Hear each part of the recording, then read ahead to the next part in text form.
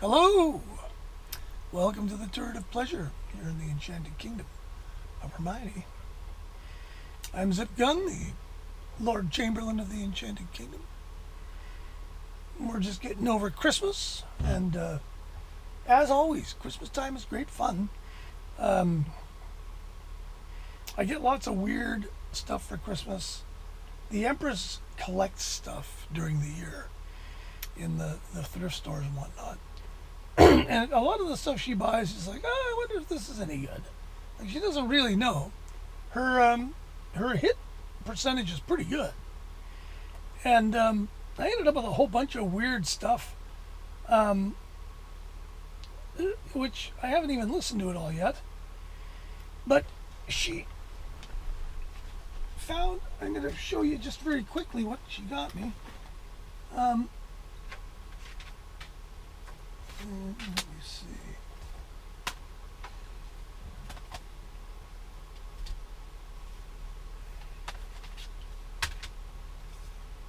All right. Now, I haven't listened to hardly any of these. But these all came from our local sort of cheapie store, Fields. This is acid jazz. I've never heard of any of these people. I have no idea what this is like. It's on a label I've never heard of. And the Lionel Moist Sextet is on it. Okay.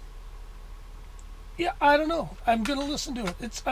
It could be anything. Now, we get into stuff where I kind of got some frames of reference. These are on Ronnie Scott Jazz label. Now, I've got a few of these. They're mostly recorded at Ronnie Scott's, if I remember correctly. Here's another one. Tony O'Malley.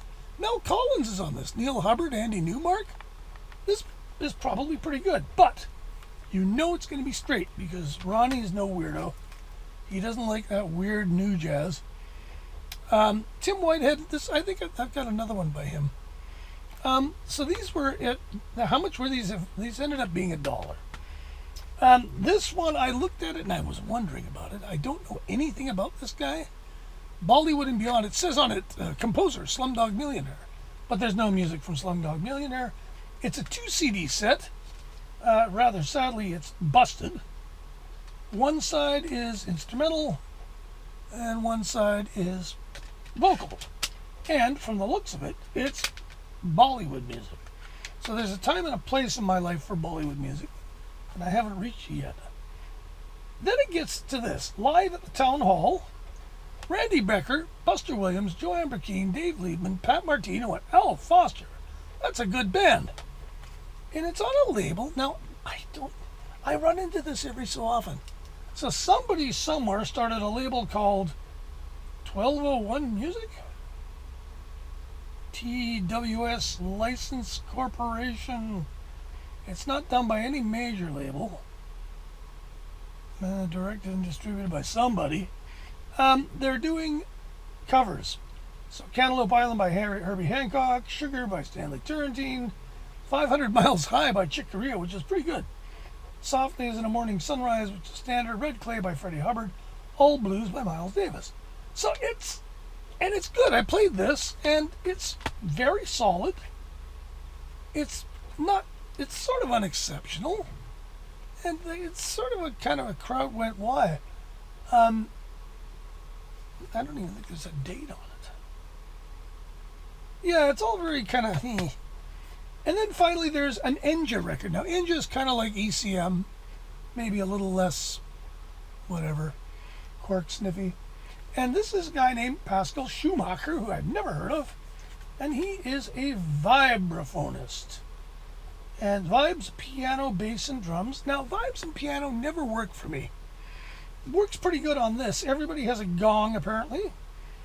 And there's a few little gongy episodes, but for the most part, this is very good, sort of alert, German, modern jazz, vibraphone oriented, and yeah. So those are all kind of in the to be played pile. And some of them I've played, some of them I haven't. But the Empress really knocked it out of the park because she discovered A, something that I would buy myself, B, something that I had no idea was even available yet. that's pretty good. And, oops, I screwed up here. Now, watchers of this channel will remember that on one of my forays into the thrift stores, I came across this motherload of weird stuff. And amongst the stuff I bought were 2 Godley and Creme CDs with 2 albums on each CD. Which, just needless to say, I was absolutely delighted. This one's 2 discs. Now, they're sort of imperfect in that, actually this one's great. It has all the extra tracks and just everything. And these were $2. I was just, yeah. This one was imperfect in that it's got the, quote, music from Consequences, which was a single album distillation of the 3-record Consequences box set, which I have on vinyl, and so that was less exciting. But now the Empress, knowing that I was into Godley and Creme, discovered this had come out. And this is, as you might expect, the whole thing. The last word, everything they ever did, plus a CD of B-sides and outtakes, B-sides and A-sides, really, and then a CD of kind of extended mixes and stuff, which is of sort of limited interest to me. But the key for me is, even though I've already got 3.5 of these, was it comes with the full-on Consequences. Now, Consequences is going to consume a bit of this. Consequences, now Godley and Creme were a couple of young lads from Manchester who met each other at the Jewish Lads Association, I think it was. And they were part of this early Manchester rock scene. And there was quite a lot of good musicians in Manchester.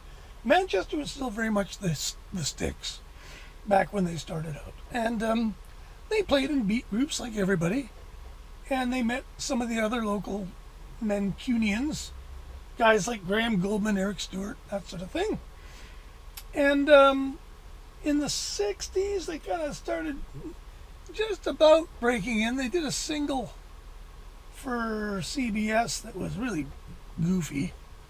What did they call themselves again? They had some weird name. The Wang Bang Bang Room or something.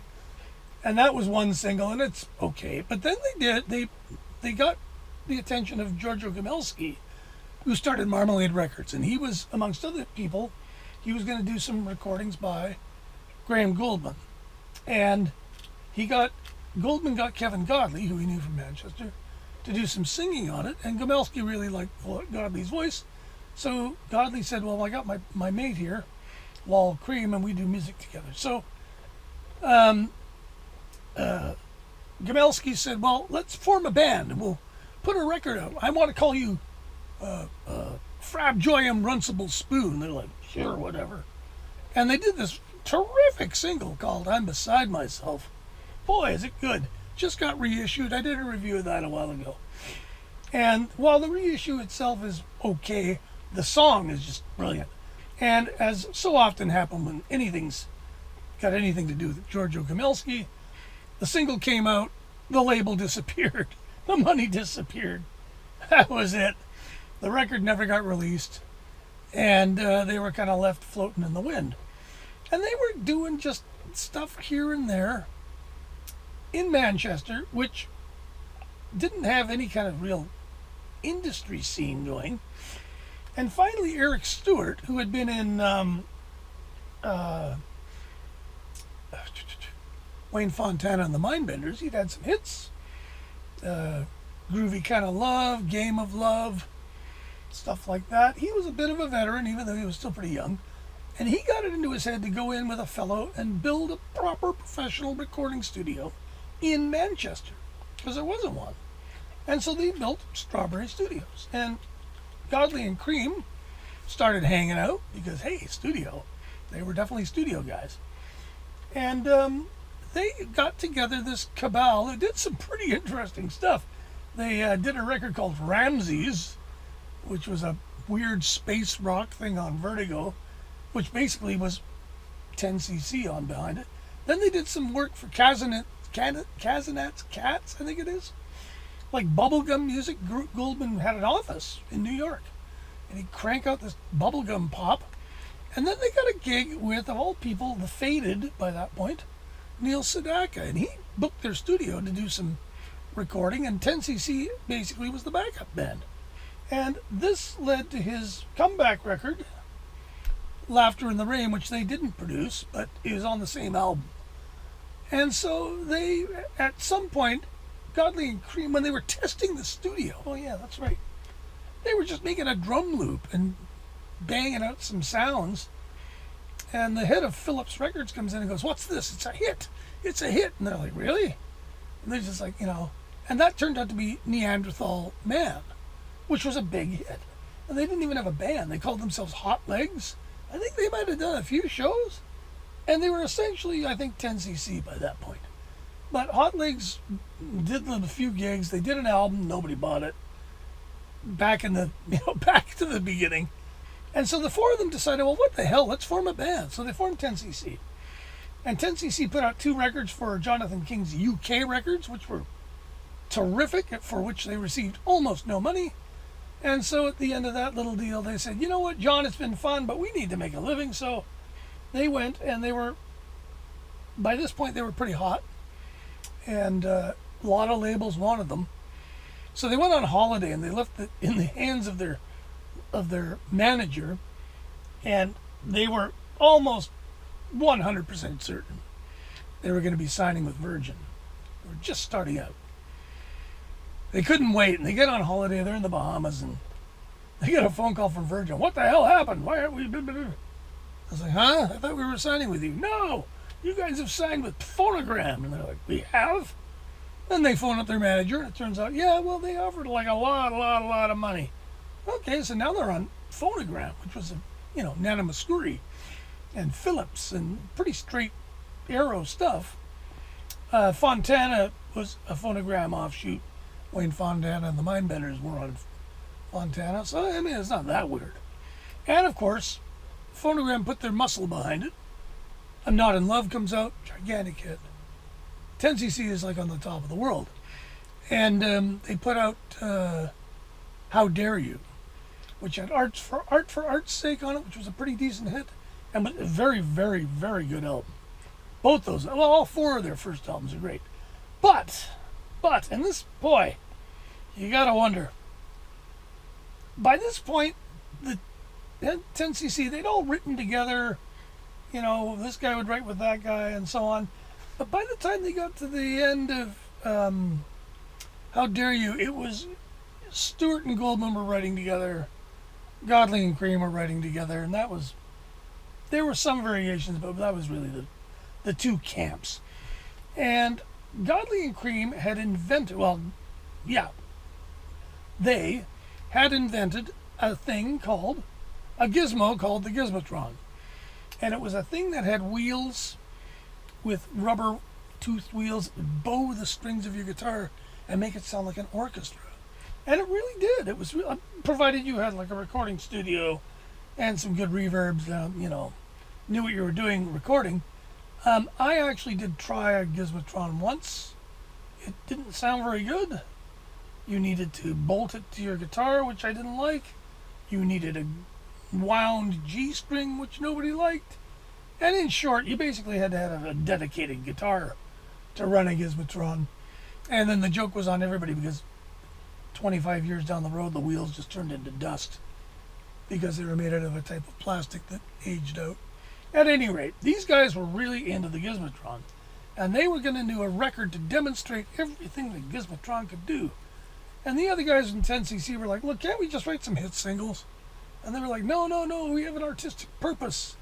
And so this led to the band splitting in 2, which must have both delighted and horrified the Phonogram people, because of course that means you've got 2 10cc's now. And the Goldman and Stewart kept the name, did a record just by themselves with what's his name? Paul Burgess, local drummer who had been drumming with them live, I think, for a while. And they put out Deceptive Bends, Things We Do for Love, big hit, went great. Godley and Creme hated that song. They were like, we are not going to participate, goodbye. So they decided they're going to go and make this single they were going to make, demonstrating the goodness of the Gizmotron. Well, they kind of got sidetracked, and this booklet is very illuminating, because this booklet basically starts then. They've split off, they're going to be their own thing, and they're going to be creative, and they're going to, and so they hunker down in the studio, and they start working on this Gizmotron idea, which kind of takes on a life of its own. It doesn't hurt. They mentioned in the booklet, which I think is pretty funny, that they had a giant brick of hash they called the triple cheeseburger. And this probably didn't help them make decisions. And this thing became this unbelievable, overblown morality tale about how nature has turned against mankind and is now getting revenge, and how mankind is, being taken to task for all the terrible things it's done against nature. And they just sort of explode. And then once they'd done a whole album's worth of basically instrumental music, which features every manner of ridiculous studio thing you can imagine. At one point, they put a Neumann stereo head in a coffin and buried it and recorded it. I mean, it's crazy. So then somebody says, it needs a story. So they went, well, what are we going to do? Well, then they bump into, of all people, Peter Cook. Peter Cook volunteers to write a story based roughly around their outline. So he concocts a story about a couple who live in an apartment who are in the process of getting divorced. Meanwhile, the guy that lives downstairs, who they can see through a hole in their floor, is a composer named Blint. And his hope is that he can write a piano concerto that will help assuage nature and therefore save the world from destruction. I'm not making any of this up. They actually thought this was a good idea. It ended up being outrageously expensive to make. They got like Sarah Vaughan to sing on one song, which was cool. Peter Cook narrates his insane story through about an album and a half, I guess. And then it finishes with Blint's piano concerto, all 14 minutes of it, which I don't know if it's any better or worse than Keith Emerson's, because I don't plan to listen to it that many more times. It's just a giant, pretentious mess of a record. It's fascinating. It's sonically just wow. But it's just ultimately just, the triple cheeseburger had its effect, I think, and they just completely disappeared up their own hind ends. The story of the press release of this album is great, because Phonogram had invested a lot of money into this record, and when they played the whole 3-record set at brain-damagingly volume at the press release, and everybody was like, wow, this is the greatest record ever made by anybody. And then I think it was Godley who's in the bathroom overhearing two of them going, what the fuck was that? What are these guys on? So, needless to say, oh, and they had to put it out full list. They put a box, booklet. Oh, it went nuts. Really expensive to make. They had to put it out full list, $20 list or something. Nobody bought it. No, and this is right about when punk rock is starting. Perfect timing. So, they kind of got off on the wrong foot as solo artists. And this booklet is really interesting because Godley alludes in here that they didn't really have a plan. They just sort of, okay, well, now we got a solo career. And the funny thing about these guys is they were, like, a lot of people won't like these guys because they can be pretentious as hell. They can do stuff just because, like they did a song on one of these records called I Pity Inanimate Objects, where they got one of the first ever harmonizers. And the harmonizer had a keyboard. And so, of course, Godley says, well, why don't I sing a song in a monotone and then you can play the vocal melody on the keyboard, which is what they do, which is really cool. But it goes on for 5 minutes, and you kind of it's one of these. And the crowd went, "Why?" moments. Well, why? Because they could do it. And so the first album came out. Everybody's just, oh my God. They decide, okay, can we just do a single record, guys, next time? Sure enough. So they do a record called, I can pull these up and show you. This is the sort of full-on Consequences. It's different from the LP, but the motif is similar, which I like. These are reminiscent of the inner sleeves of the box set. I haven't actually looked at the box set, but I think it came with a storybook and stuff, which I don't believe this comes with. But still, nice to have it on CD. To buy it on CD is bloody expensive, which is why I never had done that. The second record they did this was for Phonogram, was the one called L. And L is, again, it's hopelessly uncommercial. I don't know what they were thinking. You're gonna get hit singles out of this. Now, it's a darn good record. I really like it. But once again, really, really, really kind of smarty pants and art school canteen, group life, hit factory, business is business. A lot of allusions to the music business and how kind of fed up with it they were, even though it was really, when you think about it, it's really their own damn fault because they were making records that people weren't buying. So Phonogram finally said, okay, well, thanks for coming, and that deal ended, and they very quickly got a deal with Polydor. And Polydor was a pretty decent sized label, certainly in Europe, but less so in America. And they just started putting out records on a regular basis. This one is freeze frame. This features special guests. Phil Manzanera's on it, a few songs. And would you believe that Sir Paul McCartney is on one song doing backup vocals? This also features, they did a video for An Englishman in New York. And this kind of was a very early video. People were quite impressed. And they kind of went, oh, that's sort of a neat thing, make a video, cool. So that was their first record for Polydor. It did okay. It did better than the previous two, that's for sure. Englishman in New York was sort of a hit, but no, the giant hit was only a hit in Europe. And so then they did this. Now this one's really different. Ismism. Now Ismism, first of all, it came out with about 6 different covers. In Canada, it came out with a completely unrelated cover. In other places, it was black on white. This is black on white. In other places, it was white on black. It starts out with a song called Snack Attack, which is all about Kevin Godley's predilection for snacking. Possibly the triple cheeseburger had something to do with that. But there's a song on it called Wedding Bells. Now, Wedding Bells is a straightforward pop song. And it became kind of a wedding standard, and it became a bit of a hit. As did Snack Attack. Now, I didn't realize this until I sort of did a tiny bit of research for this.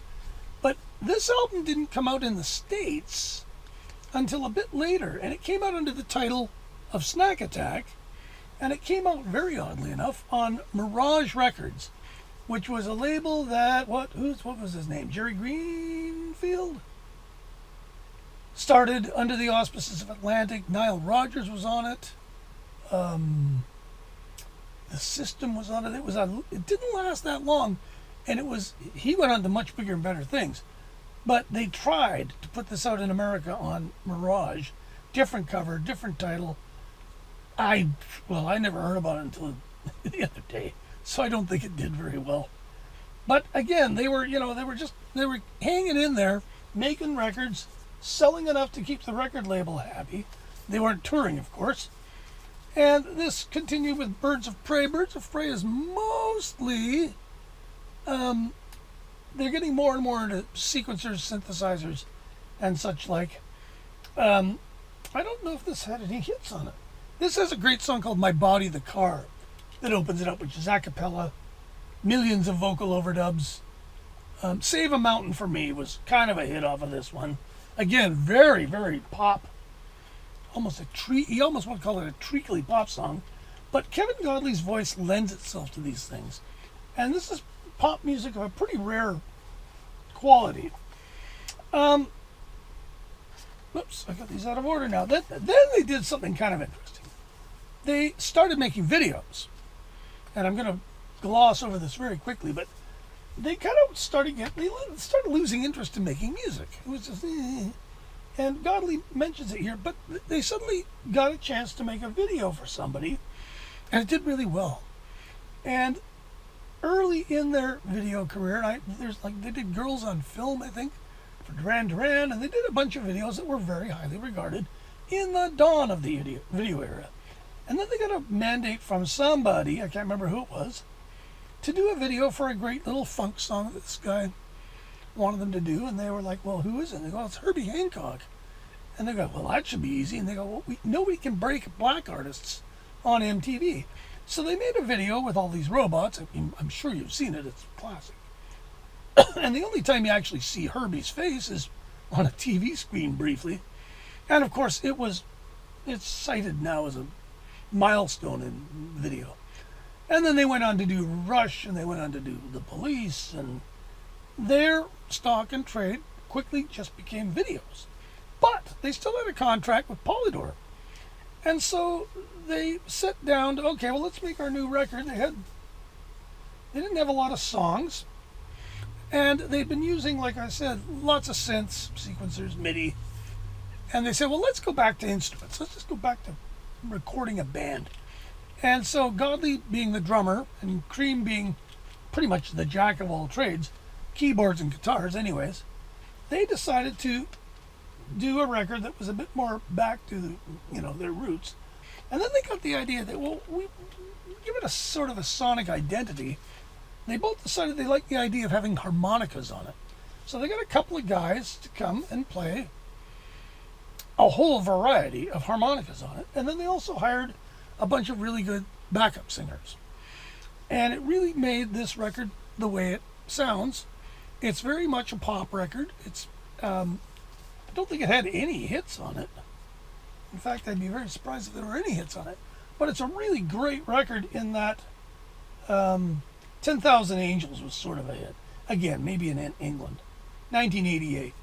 So this was them. They didn't even have to make, well, I mean, they had to make it, I think, because they had a contract, but they just made a record to please themselves. That's a pretty good record, and I guess it kept the record company happy, because the record company then allowed them to make another record, which they called the History Mix. Now, the History Mix was them taking their catalog and remixing it, and kind of disco-fying it, I guess you could say.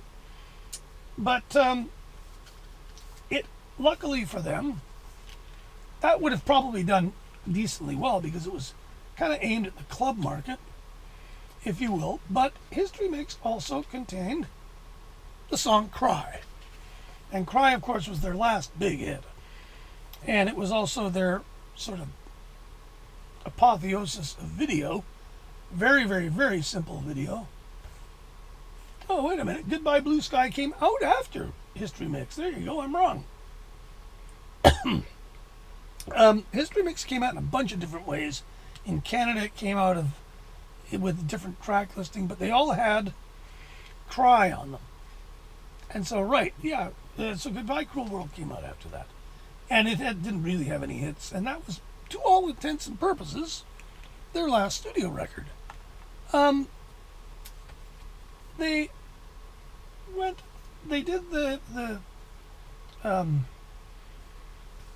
Cry really kind of made it clear that despite the fact that they were acknowledged as very good musicians and capable of hits, they were even more popular and probably important as videographers, video makers.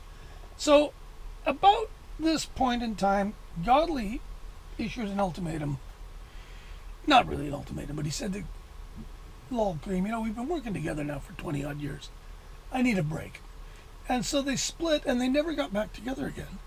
Godley went on to do stuff with The Art of Noise, and he did a movie for Palm Pictures. Damn, what was it called again?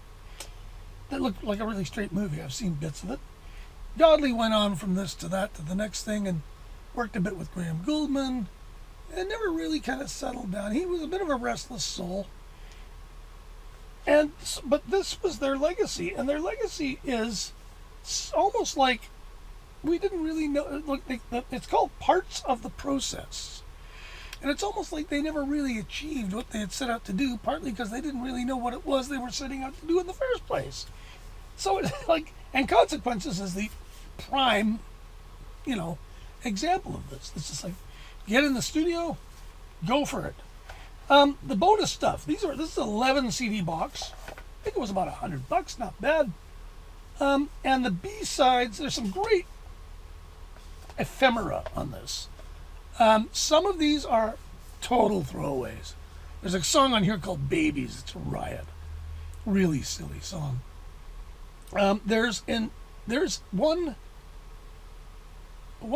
single on here that was a 7-inch only release, and which is okay, but the A side is like a reggae surf instrumental. And how this was supposed to appeal to radio is absolutely beyond me. Submarine. There's a couple of great songs kind of hidden in here. Wide Boy is a good one. Anyway, the first thing I did was play this because it was stuff I wasn't familiar with, and I absolutely loved all of it. Even there's a couple of pretty obvious B-sides. The B-side for Cry is really a B-side. Woo! But a lovely Christmas present to get. I didn't know it was available. I probably would have hemmed and hawed, but I probably would have ultimately bought it, I think, because the price point wasn't bad. And it's out on Edsel. Godley and Creme participated in it quite heavily, which is good. I always like it when that's the case. And it's in a nice box. I mean, I would give this, there's really nothing I can say about it I don't like. I would have liked to have had the inner sleeves for Freeze Frame and L, because they have specific information and they're actually cool designs. These guys were, of course, art design guys. They wrote a book called The Buck Starts Here, I think it's called, which I had and lost. So they were really, polymaths. And they owe us nothing. They gave us a great body of work, and this is a great way to get it. And I was extremely happy to get it for Christmas. So if you're into Godley and Creme, I could highly recommend it.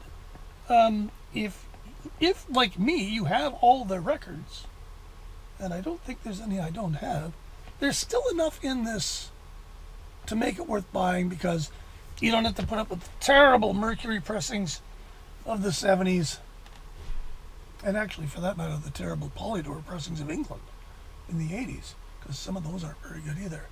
So, and the sonic quality is important in this stuff, so I consider it a great upgrade. I'm going to give all my LPs to my friends, and I'm glad to get it. So there you go.